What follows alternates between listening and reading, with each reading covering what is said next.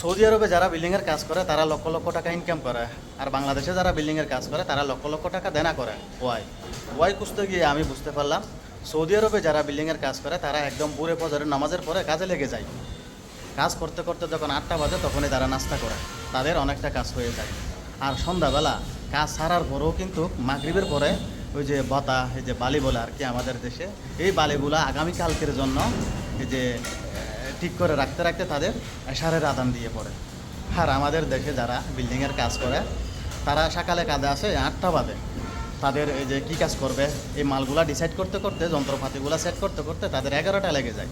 11টা বাজে তারা নাস্তা করে, তারপর কাজ করতে করতে যখন সন্ধ্যা হয়ে যায়, মাগরিবের আদান যখন হবে তখনই তারা কাজ ছেড়ে দেয়।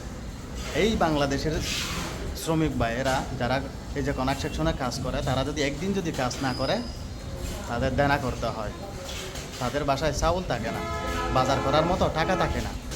এটাই হচ্ছে সৌদি আরব আর বাংলাদেশের বিল্ডিংয়ের কাজ, কনস্ট্রাকশনের কাজের ডিফারেন্স।